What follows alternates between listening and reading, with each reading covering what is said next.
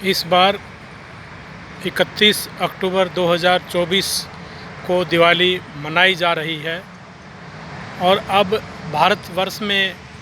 मूल निवासी बहुजन समाज के जो लोग हैं वे इसे राजा राम की याद की बजाय वे सम्राट अशोक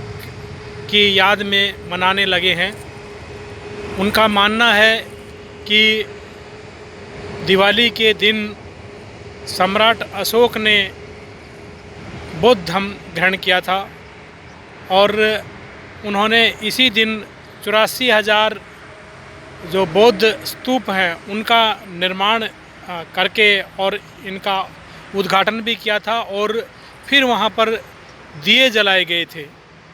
वैसे वास्तव में दीपावली का जो अर्थ है वो भगवान बुद्ध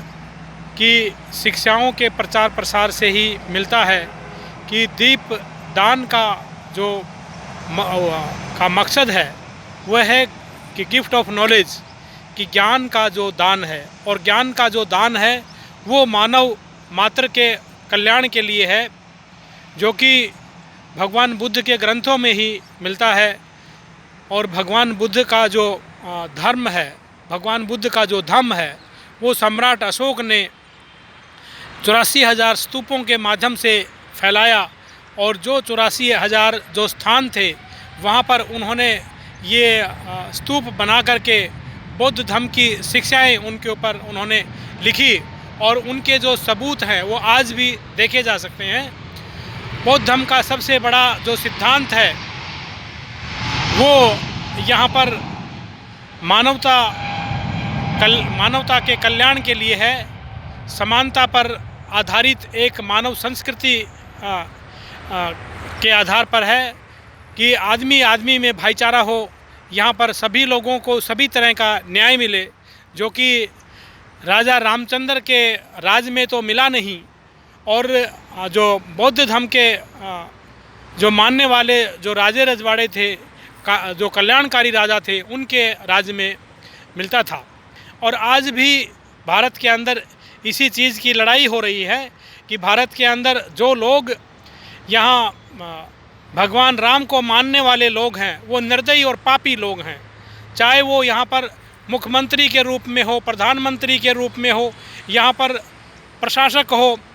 और दूसरे अन्य लोग हों, वो लोग पापी हो गए हैं, चाहे वो न्याय व्यवस्था के अंदर बैठे हों, क्योंकि वो लोग जो हैं यहाँ भगवान रामचंद्र को मानते हैं और भगवान रामचंद्र को मानने वाले जो लोग हैं वो उनका चरित्र ऐसे ही हो गया है जैसे कि यहाँ पर भगवान राम ने सीता के साथ में जो दुर्व्यवहार किया था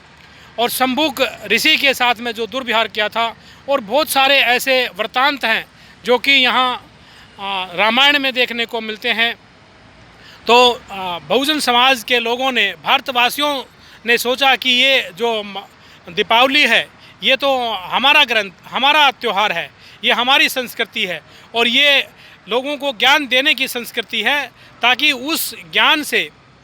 और उस ज्ञान के दर्शन से यहाँ पर लोगों का कल्याण हो और लोगों को यहाँ पर हर तरह का न्याय मिले और भारत के अंदर मानवता का जो बोलबाला हो और मानवता कायम रहे। इसलिए ये जो उत्सव है इसको दीप दान उत्सव के रूप में भारतवासी लोग, मूल निवासी लोग, बहुजन लोग मनाने लगे हैं और सब लोगों को इसका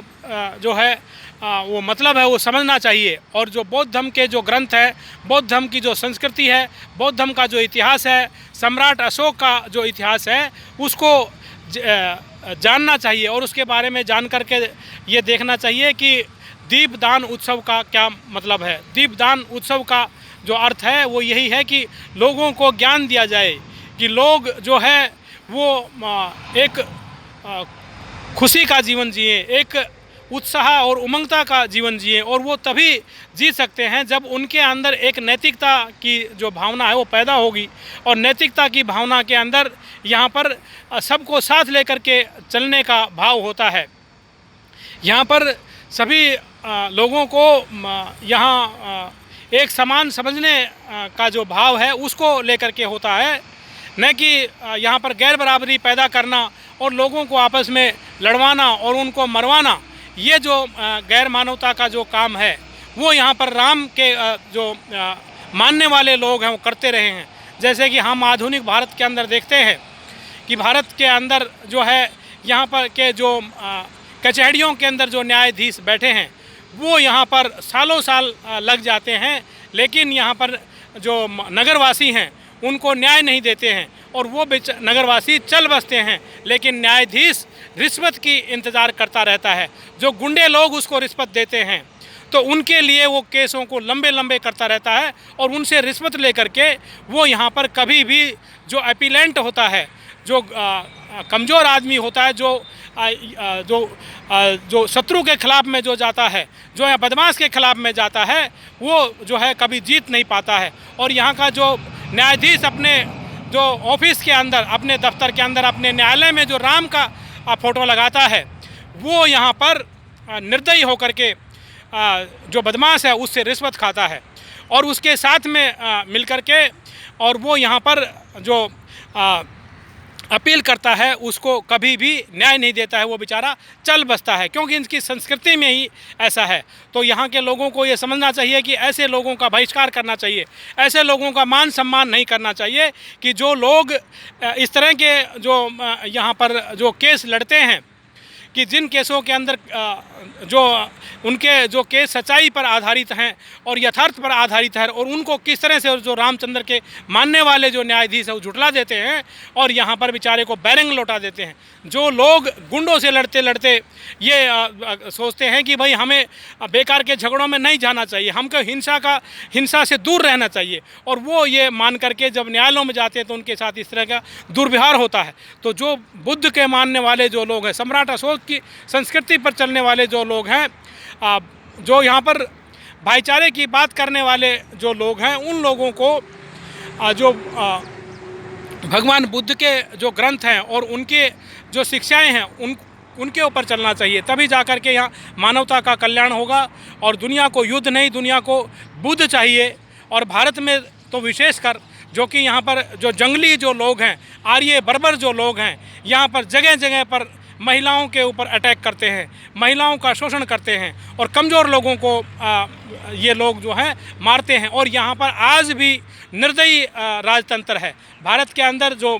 भगवान बुद्ध के वक्त में जो गणराज्य होते थे वैसा जो राज आज नहीं है।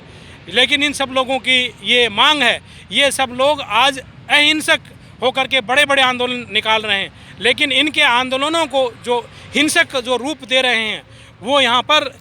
जो रामचंद्र के मानने वाले जो लोग हैं वो इस तरह से ये जो है कुकर्म कर रहे हैं। तो आज सब लोगों को ये जानना ज़रूरी है कि भाई जो बराबरी की जो बात है, न्याय की जो बात है, समानता की जो बात है, जो बौद्ध धर्म के संस्कारों में है, जो यहाँ पर सम्राट अशोक के संस्कारों में है, और जो बौद्ध स्कंदों में जो लिखी हुई है, बौद्ध स्तूपों पे जो लिखी हुई है, ये जो बात है आगे बढ़ाने के लिए सब लोगों को एक होना पड़ेगा और यहाँ जो मानवता का बोलबाला करना होगा। इस देश के अंदर जैसे कि लोकतंत्र को हाईजैक कर लिया गया है और राजतंत्र को यहाँ पर बहाल करके रखा गया है। भारत का जो राजतंत्र है वो जातीय राजतंत्र है और ये जो लोग हैं अपने आप को जाति के आधार पर बड़ा मानते हैं और ऊपरी ताकतों के सहारे से यहाँ पर गंद फैलाते हैं। तो मूल निवासी बहुजन समाज के लोगों को चाहिए कि वे लोग जो हैं असली इतिहास को जानें और यहाँ पर जब कलिंगा को जीतने के बाद में और सम्राट अशोक ने देखा कि और उनका दिल बहुत दुखी हुआ और उन्होंने अपने एक रिश्तेदार से बौद्ध धर्म के बारे में जाना और उन्होंने बौद्ध धर्म को ग्रहण किया और वही जो दिन है उसी दिन को जो है एक खुशी के रूप में मनाया जाता है भारतवासियों द्वारा और दिवाली के रूप में मनाया जाता है, दीपदान उत्सव के रूप में बनाया जाता है। तो सभी लोगों का ये कर्तव्य बनता है कि सच्चाई को जाने और भारत के अंदर मानवता का, इंसानियत का और न्याय का और समानता का बोलबाला करे और भारत का जो ये दर्शन है समानता का, भाईचारे का, ये जो दर्शन है दुनिया के अंदर भी फैले। लेकिन यहाँ पर जब तक यहाँ पर निर्दयी जो लोग रहेंगे, निरंकुश राजा की जो कहानी बता करके यहाँ पर कमजोर कमज़ोर लोगों पर जुल्म करते रहेंगे, तब तक यहाँ पर जो है जो बराबरी चाहने वालों का और भाईचारा चाहने वालों का जो धम्म है वो आगे नहीं बढ़ेगा। तो सब लोगों को मिलकर के इस बात को फैलाना होगा और हमें इस भावना से जो दीपावली को मनाना होगा कि सभी लोगों को न्याय मिले और भारत के अंदर जो लोकतंत्र है उसका जो संविधान है वो सही ढंग से लागू हो। तो इसी बात को अच्छे से समझते हुए और जानते हुए हमें बड़े भाईचारे की भावना से और सद्भाव की भावना से जो दीपदान उत्सव है उसको मनाना है और इसके असली अर्थ को लोगों तक पहुंचाना है कि जो ज्ञान का जो दान है कि भाई इस जो मानवता की जो सभ्यता है वो यहाँ पर इंसानियत की सभ्यता है, भाईचारे की सभ्यता है और बराबरी की सभ्यता है और जो इंसान को न्याय देने की सभ्यता है। तो इसके साथ मैं सबको साधुवाद करता हूँ और सबसे अपील करता हूँ कि जो दीपदान उत्सव का जो असली मकसद है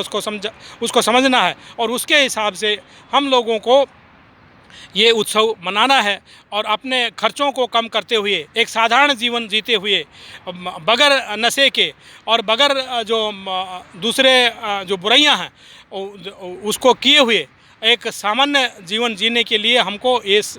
जो दीपदान उत्सव है उसको एक आदर्श त्यौहार की तरह से मनाना है और इसको फैलाना है। सभी को साधुवाद, सभी को जय भीम, जय भारत, नमो बुद्धाय, खुदा हाफिज़। मैं डॉक्टर R.K. बोध, सोशल एक्टिविस्ट, दिल्ली। इस वीडियो को शेयर करें, सब्सक्राइब करें, लाइक करें। धन्यवाद।